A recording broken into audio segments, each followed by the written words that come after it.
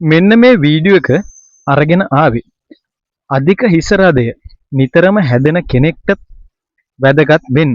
ඉතින් ඔයාටත් අධික හිස රදය නිතරම හැදෙනවා නම් මෙන්න මේ වීඩියෝ එක ස්කිප් නොකර බලන්න කියලා ඔන්න ඔයාට ආරාධනා කරනවා. මොකද මේක කොයි වෙලාවක හරි ඔයාට උපකාරී වේවි. හිස රදය හැදෙන්න විවිධ හේතු තියෙනවා. සෙම වැඩිවීම, පීනස, එහෙමත් නැත්නම් වෙන යම් රෝගී තත්ත්වයක් නිසාත් ඔයාට අධික ලෙස හිස රදය ඇති වෙනවා. නමුත් මෙන්න මේ අද ඔයාලට අරගෙන එන සරල බෙහෙත ගොඩක්ම වැදගත් වෙන්නේ සෙම නිසා හිස රදය ඇති වෙන ඔයාටයි. ඉතින් සෙම නිසා හිස රදය නිතරම ඔයාට ඇති වෙනවා නම් මෙන්න මේ වීඩියෝ එකේ කියලා දෙන විදිහට ඔයා කරොත් ඔයාට ඉක්මනින්ම ඔයාගේ හිස රදය සුව කරගන්න පුළුවන්. ඉතින් මේ ඔයා දකින්නේ අපි කවුරුත් දන්න කොතනක් තියෙන නිල් කටරොඩු ශාකය. ඉතින් බලන්නකෝ මෙන්න මේ නිල් කටරොඩු මල ඔයාලට අඳුර ගන්න පුළුවන් වේවි. විවිධ වර්ණයන්ගෙන්, විවිධ පාට වලින්, විවිධ හැඩතල වලින් මෙන්න මේ නිල් කටරොඩු අපට දැක ගන්න තිබුණා. මෙන්න මේ නිල් කටරොඩු මේ જાතිය තමයි මේ වැඩේට හරියටම හරියන්නේ. ඉතින් අධික ලෙස හිස රදයෙන් පීඩා විඳින කෙනෙක් නම් මෙන්න මේ දකින නිල් කටරොඩු මල් ශාකයේ කොළ ටිකක් අඹරා ගන්න.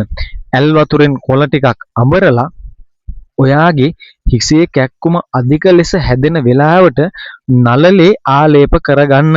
ඉතින් මතකනේ ඇල් වතුරෙන් මෙන්න මේ දකින නිල් කටරොඩු ශාකයේ කොළ ටිකක් අරගෙන මෙන්න මේ දකින කොළ ටිකක් අරගෙන ඇල් වතුරෙන් හොඳින් අඹරලා තලපයක් වනසේ අඹරලා ඔයාට අධික ලෙස හිසේ කැක්කුම හැදෙන වෙලාවට ඔයා ඒක නළලේ ආලේප කරන්න.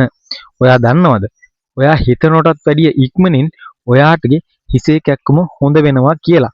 ඒක ඔයාට දිගටම හැදෙනවා නම් ඔයා එක දිගට සතියක් මේ විදිහට මේ කටරොඩු කොළ තලලා හොඳට තලපයක් වගේ හදලා අඹරලා ආලේප කරන්න නළලේ. ඔයාගේ හිසේ කැක්කුම නිට්ටාවටම සුව වෙනවා කියලා ඔයාලා දැනගෙන හිටියද? මතක තියාගන්න මේ සුව වෙන්නේ සෙම නිසා ඔයාට හැදෙන හිසේ කැක්කුම කියලා.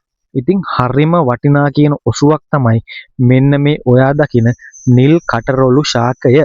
ඉතින් නිල් කටරොළු ශාකයෙන් අපට ලබාගත හැකි තවත් ප්‍රයෝජනයක් අරගෙන ඉක්මනින්ම ඔයාට වීඩියෝ එකක් අරගෙන එන්න.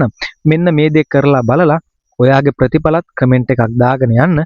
තවත් මේ වගේ සරල බෙහෙත් දැනගන්න අපේ channel එකත් follow කරලා තියාගන්න කියලා ඔන්න ඔයාට ආරාධනා කරනවා.